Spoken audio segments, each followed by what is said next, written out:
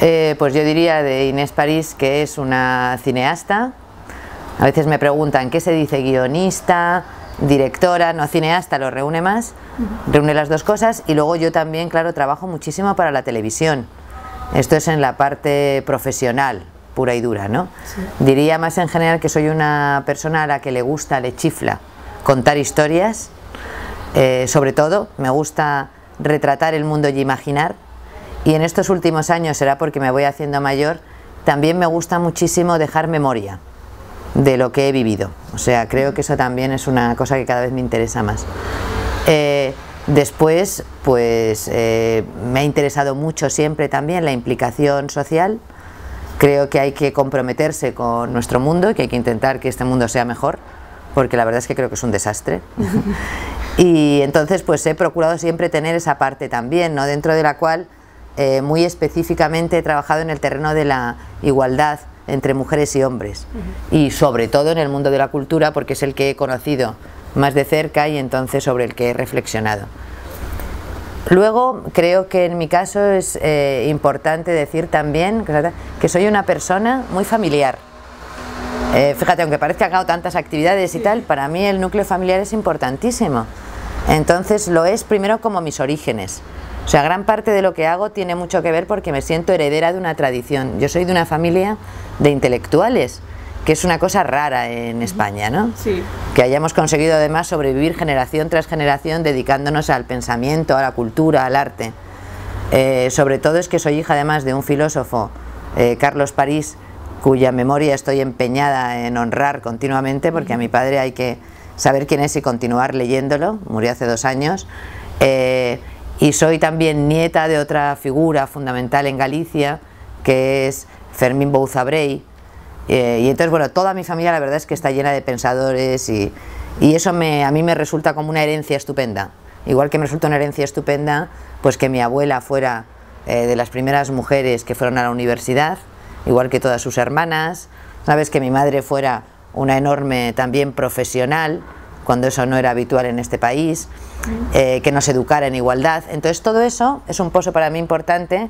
Te va formando como persona. Claro, igual que el hecho luego de tener una hija, cosa que siempre ha sido para mí también un factor esencial, seguramente lo más importante en mi vida, con todo lo que tiene de complejo. Es decir, que creo que es una cosa que te hace vivir lo peor y lo mejor, ¿no? Pero sobre todo te coloca muy en el mundo. Entonces, pues un poco eso, ¿no? Nos hablabas de que tu padre era filósofo y de hecho tú estudiaste filosofía, pero después has acabado pues dirigiendo y escribiendo películas. ¿Cómo nace esta vocación? Pues fíjate, yo sí tengo una vocación muy clara desde muy joven, que inicialmente era de actriz, aunque en el fondo todo era querer contar historias. Tanta era mi vocación que, por ejemplo, era motivo de cachondeo profundo entre mis hermanos en mi casa, porque me empeñaba continuamente en montar obras de teatro y además en ensayarlas, cosa que les horrorizaba, con lo cual yo les daba mi paga a ellos para que hicieran de actores en mis obras.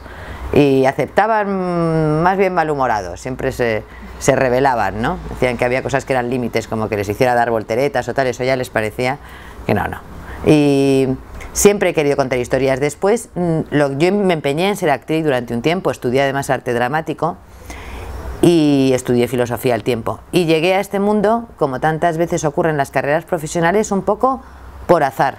Una mezcla de empeño y de azar. O sea, mi empeño, ¿qué era? Mi empeño era dedicarme al teatro antes que al cine. Y el azar lo que me llevó es a que como actriz no acabara de conseguir lo que yo quería y entonces tuviera que meterme en la dirección de teatro, donde fui ayudante durante varios años del Teatro Español con Miguel Narros. Aprendí mucho y eso me sirvió para que cuando se montó en Televisión Española un departamento que quería hacer comedias de situación, que era un género muy procedente del teatro, pues buscaban a alguien de teatro y acabé allí. Y luego al final también tengo que decirlo, porque parece que las carreras profesionales sean después muy coherentes cuando uno piensa en su futuro, ¿no? Dice, estás estudiando y tal, y dice, Dios mío, ¿qué será de mí? ¿O qué tal? Pues la verdad es que es un poco una mezcla entre que la vida te vaya llevando y tú sepas coger las oportunidades. Una vez oí de alguien que decía que la oportunidad es una cosa que está pasando siempre por aquí arriba y que lo que hay que hacer es estar saltando todo el rato para atraparla. Entonces, eso es lo que hay que hacer, saber aprovechar las oportunidades, y en este país tienen todavía mucho que ver con relaciones personales. Yo llevo de decir que todo esto, aparte de que sí he sido siempre, eso es verdad, yo soy muy trabajadora y lo soy, pero lo que realmente a mí me ha servido ha sido gente que ha creído en mí y me ha ayudado, relaciones personales. Inicialmente, además, tampoco me conocían a mí, conocían a mi familia o tal, y de ahí me empezaron a dar una oportunidad, porque sí veían que trabajaba y que tenía mucho empeño. Y bueno, nos hablabas que te formabas en el ámbito de la interpretación, y queríamos preguntarte, porque por ejemplo muchas actrices dicen que en las películas faltan papeles de mujeres reales, papeles por ejemplo de mujeres a partir de los 40 años. Sin embargo, en tus películas vemos que no, que sí que estas mujeres sí que existen. ¿Nos cuentas un poco a ver qué opinas tú sobre este tema? ¿Cómo trabajas para crear estos papeles? O cómo... Pues mira, por un lado hay una verdad objetiva, que es que, objetiva digo porque es que está estudiada y cuantificada. Los hombres, en un 90% de los casos, cuando escriben una película, hablo más de película que de televisión, cuando escriben una película normalmente piensan en un protagonista masculino, y eso ha sido así a lo largo de la historia del cine, hasta tal punto que hay un test muy divertido, el test de Bechdel, que ahora ya conoce todo el mundo, ¿no?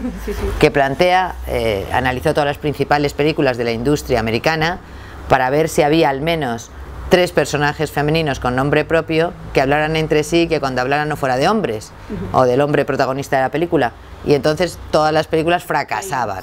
O sea, así. En cambio, las mujeres, que es lo otro que está estudiado, repartimos más. No es que nosotras, como ellos, hagamos que en un 90% de los casos nuestras protagonistas sean mujeres, no. Repartimos mucho más entre hombres y mujeres.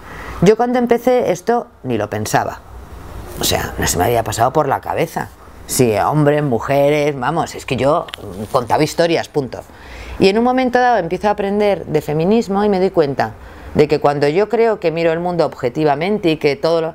No, que tengo un montón de prejuicios, que tengo una mirada adquirida, y que, por ejemplo, para mí es más fácil pensar en hombres como protagonistas porque la mayoría de las películas que he visto son hombres. Sí. Sin embargo, mi experiencia vital no es esa. Claro, yo soy una mujer y me pasan muchas cosas y las quiero contar. Y no me pasan cosas exclusivamente femeninas, me pasan cosas como ser humano. Y el hecho de que yo sea mujer no impide pues que tenga ganas de comerme el mundo, que tenga problemas para encontrar trabajo, que hable de relaciones personales de una manera o de otra. Y la verdad es que cuando tomo conciencia de eso también hago un cierto esfuerzo voluntario por contar historias también que nos pasan a las mujeres. Y es una mezcla de voluntad y de que simplemente me sucede, que entre que lo que me cuentan las amigas, lo que a mí me pasa y tal, como encima es un territorio que está menos contado, sí. Decía una poeta que el gran misterio de la humanidad es la vida privada de las mujeres. Y es verdad, o sea, realmente se ha contado tan poco lo que a nosotros nos pasa que tenemos, pues una suerte, muchísimo por contar. Y en la tele se está haciendo más que en el cine. Hablando un poco en el terreno de la dirección, vemos que muchas veces hay un techo de cristal para que la mujer llegue a dirigir un largo, o sea, cosa que a lo mejor no pasa en el terreno del corto o en las escuelas, que sí que hay una gran cantidad de alumnas. ¿Tú por qué crees que sucede esto? Porque mira, el acceso, digamos, de las mujeres a los núcleos de poder reales, es decir, donde de verdad hay dinero y hay poder, es decir, donde se decide cómo es el mundo, cómo se va a construir el mundo, cómo se va a contar, ahí las mujeres de donde quedamos excluidas. Es el terreno, digamos, no solo del cine, es la banca, es la industria, es la política, aunque las cuotas, por ejemplo, en nuestro país han corregido mucho, y en otros países. Pero todos estos universos, digamos, ahí las mujeres no entramos. Si se trata de trabajar muchísimo, no cobrar, ser muy talentosa, pero que nadie sepa que tú has escrito eso y tener no sé qué, no sé cuántos, ahí hay montañas de chicas. Y por supuesto hay montañas de chicas en las universidades y además sacando unas notas estupendas. Una amiga mía decía, habría que estudiar qué pasa con las arquitectas que se deben de suicidar a los 30 años, porque hay un montón en las escuelas de arquitectura y ninguna haciendo las grandes obras. Entonces, no es falta de voluntad de las mujeres, que se ha dicho mucho que las mujeres no querían, que las mujeres elegían una vida más tranquila, que no, hoy en día las mujeres quieren hacer de todo y además, desde luego, quieren dirigir cine. Y hay un montón de chicas en todas las escuelas de cine o en las universidades que dicen yo quiero ser directora. El problema es ese, es decir, que como cuando quieren realmente que se ponga en sus manos un presupuesto importante, tienen que hablar con productores masculinos, distribuidores masculinos, exhibidores masculinos, programadores de los festivales masculinos, no hay modelos de mujer, no hay muchas películas hechas por mujeres y tal, pues tienen que hacer un sobreesfuerzo para convencer. Y muchas veces ahí pues quedan fuera, les es más difícil, etcétera, etcétera, ¿no? O sea, son todos aquellos mecanismos de la discriminación que, como yo siempre insisto, la discriminación es una mano invisible. No es tan fácil de definir ni de decir tú estás discriminando. Esto es lo que se hace para discriminar. No, son un conjunto enormemente complejo de mecanismos para dejar fuera. Igual que ocurría, por ejemplo, con el racismo. Ahora, eso también lo conocemos y conocemos los mecanismos para cambiarlo. Pero lo que hay que pensar es, si eso es injusto, lo que tenemos que hacer es poner todos los modos, las armas legales, en fin, todo aquello que sea eficaz para que eso cambie y haya más chicas que puedan dirigir. Fíjate que el país del mundo en el que menos mujeres hay dirigiendo películas es Estados Unidos. Es decir, donde el cine es una industria muy poderosa. Claro. Y en cambio, los países, el conjunto de países un poco donde más mujeres hay, el país propiamente es Nigeria. Nigeria en Nollywood. ¿Por qué? Porque resulta que es que ahí basta con que tú cojas una cámara, ¿entiendes? Y te pongas a contar algo. No te digo que sea mejor ni peor, lo que te digo es que es voluntad personal y punto. Sí, sí. Entonces hay muchas mujeres. Por ejemplo, tú ahora eres la primera directora de la Fundación SGAE. O sea, en este sentido, un poco lo que decías, a lo mejor la falta de mujeres en los altos cargos también es lo que provoca un poco la falta de paridad, ¿no? Hombre, mira, soy la primera mujer presidenta de esta fundación. Pero yo, para llegar a la presidencia, he estado 5 años trabajando en esta casa, llevando el área audiovisual. Por delante de mí han pasado siempre 2 hombres estupendos y a los que yo quiero y aprecio mucho, pero incluso con menos nombre, por ejemplo, que yo. 2 hombres que directamente, digamos, se planteó desde la presidencia de esta entidad que fueran ellos y no se discutió más. Cuando llegó la hora de mi nombramiento, mis compañeros varones en la junta directiva lo primero que pidieron es que yo expusiera un plan. Yo encantada, porque a las mujeres nos gusta mucho tener un plan y un proyecto concreto. Yo no vengo aquí para hacerme la presidenta de nada, yo vengo aquí a hacer lo que yo creo que hay que hacer en el mundo de la cultura, con lo cual estoy encantada de contarlo porque lo sé muy bien, pero soy la primera a la que se le exigió que lo contase, ¿sabes? Sí. Y que después fui interrogada sobre cada uno de los planes. Es decir, una y otra vez la imagen de mujer y poder no acaban de casar bien. Como tener que demostrar que nosotros también podemos. Claro, exacto. Hay un artículo maravilloso que leí el otro día, era en el London Review of Books, que recomiendo a todo el mundo que lo siga, que era un artículo de Mary Beard, que es esta historiadora, ¿no?, del mundo clásico, de Roma sobre todo. Y Mary Beard es un artículo sobre las mujeres poderosas, y es en concreto sobre la imagen que existe de las mujeres poderosas a lo largo de la historia, de la mitología y después y de la historia, ¿no? ¿Y qué es lo que cuenta? Ella, muchas gracias, básicamente dice, el problema es que si tú preguntas ¿qué es una mujer poderosa?, ¿qué imagen te viene a la mente?, lo que se responde es un hombre o una mujer muy parecida a un hombre. Pero los atributos que tradicionalmente se le dan a la mujer y el poder no casan, con lo cual, si tienes interés en llegar a centros de influencia para hacer lo que crees que hay que hacer, es que te estás convirtiendo en un marimacho. Y da todo el mundo por hecho que usarás incluso las argucias y las formas de llegar de los marimachos por un lado, más, digamos, la otra parte de la bruja, que es la única forma también con la que las mujeres nos colamos. Pero bueno, digamos que poco a poco lo vamos a conseguir.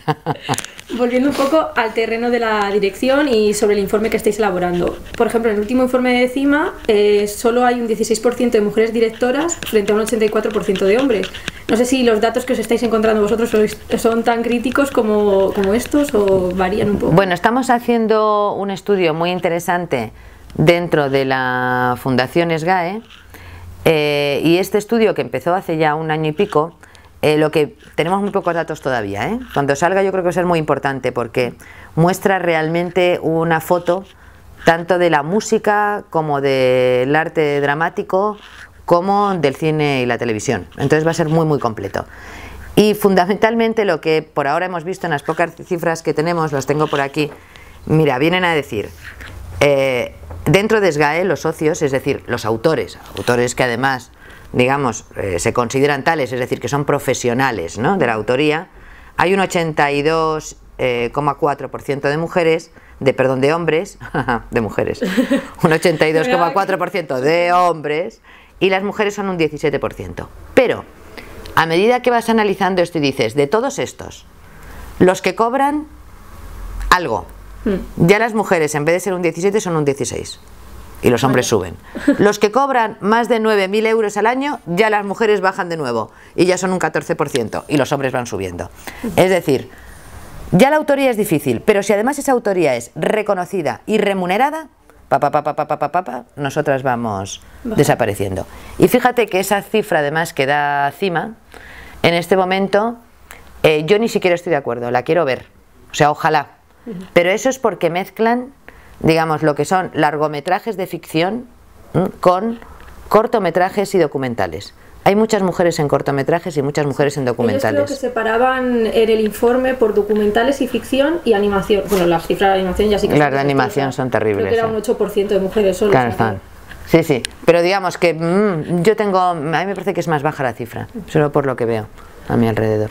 Hablando un poco del informe de CIMA, ellos decían que en este mismo informe que para elaborarle les había sido muy complicado porque las instituciones no les aportaban los datos, que de hecho habían tenido que coger los datos de las películas presentadas a los premios Goya. Ah, ves, claro, mal hecho, mal cogidos. Claro. Claro, es que a ver, es muy importante que cuando se hagan los estudios de carácter sociológico se hagan con mucho rigor. O sea, cuando yo te cuento que Fundación SGAE llevamos 1 año y pico con esto, es porque hay un equipo esencial haciéndolo. Cuando se hizo el estudio anterior, lo hizo Fátima Herranz, al cargo de un equipo de la Universidad Complutense de sociólogas y sociólogos que hizo un estudio enormemente riguroso. No se puede trabajar con los datos de las películas y los Goya, por ejemplo, ¿me entiendes? Porque no define todo el panorama. Claro. Entonces, ¿qué es lo que hay que hacer? Hacer las cosas muy bien hechas y ofrecer los datos de verdad. ¿Sabes? Los datos que son más reales. Pero se me ha ido la pinza porque tú a mí habías dicho otra cosa. No, era eso. Y bueno, que si vosotros os habéis encontrado a la hora de elaborar no, los datos, claro. Dificultades. ¿Cómo conseguir los datos? El problema y la dificultad que se encuentran los trabajos que quieren hacer esto es que tienen que hacer ellos la elaboración de los datos porque no está hecha. Es fundamental que dentro del Ministerio de Cultura exista un observatorio de género que exija que cada vez que se ofrecen las cifras del sector, esas cifras se ofrezcan también disgregadas por género. Es muy importante porque es la única forma de que tengamos de verdad una fotografía del panorama. Lo que pasa es que cuando se hace eso es tan escandaloso lo que se ve, que por eso no lo quieren hacer, ¿sabes? Pero claro que hay que hacerlo, sí. Por ejemplo, otro dato que es muy importante, que es no solamente cuántas mujeres dirigen, sino con qué presupuesto. Claro. ¿Y con qué sueldo? Que eso a mí también me gustaría saberlo. Pero bueno, en multitud de trabajos la mujer cobra menos y en el caso de las artes y en el mundo del cine tampoco iba a ser... Claro, así se levantaron las actrices, ¿no? En Hollywood, diciendo, vale, sí. Que ellas cobran muchísimo de dinero, ¿de acuerdo? Pero es que cobran menos que sus compañeros varones y meten a más público en el cine. Ahora se ha visto que las películas que tienen como protagonistas en el último año a mujeres, resulta que tienen más éxito de público. Mira qué bien. Pues mira, para que contraten a más actrices. Entonces, claro, sí. Bueno, fuiste además cofundadora de CIMA, su presidenta durante varios años. ¿Nos puedes comentar un poco cómo fue el inicio de la asociación? Si recibisteis ayuda, o sea, bueno, más que ayuda, apoyo de instituciones, cómo fuisteis avanzando un poco. Claro. Mira, CIMA se creó hace ahora unos 10 años. Yo fui su presidenta durante 7 años, al frente de una junta directiva extraordinaria. Porque claro, las que nos unimos para montar CIMA es que eran Iciar Boyaín, Patricia Ferreira, Elena Taberna, Isabel Coixet, ¿sabes? Eva, Lesmes, o sea, era una junta directiva tremenda, ¿no? O sea, de tías muy importantes en el cine, muy poderosas. Y para mí fue un honor absoluto, o sea, estar allí, aparte de lo que me ayudaron todas en todo momento, o sea, fue una... También discutíamos muchísimo, muchísimo, o sea, como en todos los proyectos. Claro, era un espacio pero muy vivo, entonces eso fue una gozada. Tuvimos una coyuntura política muy buena, o sea, fíjate que yo recuerdo que en la primera asamblea de CIMA, yo leí una carta de felicitación por existir de María Teresa Fernández de la Vega, que era vicepresidenta del gobierno. Continuamente nos veíamos con la gente que asesoraba a Zapatero en las políticas de igualdad. ¿Por qué? Porque como ellos realmente eso lo tenían muy claro, nosotras habíamos puesto un tema encima de la mesa que nadie había pensado, que es además qué imagen de las mujeres y de los hombres se está ofreciendo en los medios de comunicación. Claro. ¿Cómo consigues pelear, por ejemplo, contra la violencia machista si el modelo de relación amorosa, afectiva, familiar y tal sigue siendo un modelo tradicional y que puede atentar contra la dignidad de las mujeres y potenciar la violencia? Pues todo eso es una cosa sobre la que CIMA empezó a trabajar y claro, nos acogieron muy bien en ese momento que había unas políticas a favor de la igualdad. Luego, claro, esto cambió y llegó una época muchísimo más dura. O sea, es verdad que yo tuve suerte, tuve una época muy dulce. Dentro de la profesión, no. Dentro de la profesión, antes lo comentaba, nos miraron como muy raras, muy antiguas. O sea, y a mí me decían estas cosas tan tópicas, o sea, con lo femenina que tú eres, tú que eres muy mona, ¿entiendes? Pero si tú eres muy moderna, además, ¿entiendes? Con las cosas tan graciosas que tú haces, ¿cómo te metes a hacer esta cosa como antigua, de feministas? Y eso es lo que con los años sí que ha cambiado un montón, porque es que ahí ganamos la batalla. O sea, de pronto empezaron a ver que lo que decíamos era coherente, que lo que decíamos era muy novedoso. Yo recuerdo una reunión en el Ministerio de Cultura que se empeñó, fue antes justo de Ángeles González Sinde, pero el ministro me había conocido, César Antonio Molina, y se empeñó en que fuera yo a esa reunión también. Y estaban todos los gerifaltes del mundo del cine, los que iban a esas reuniones siempre. Y se conocían y tal, y de pronto me vieron a mí y estaban como que no sabían qué hacer, ¿sabes? Y era una reunión con Televisión Española, y entonces lo alucinante fue que cada uno empezó con lo suyo, que era básicamente ¿qué hay de lo mío, qué hay de lo mío, qué hay de lo mío?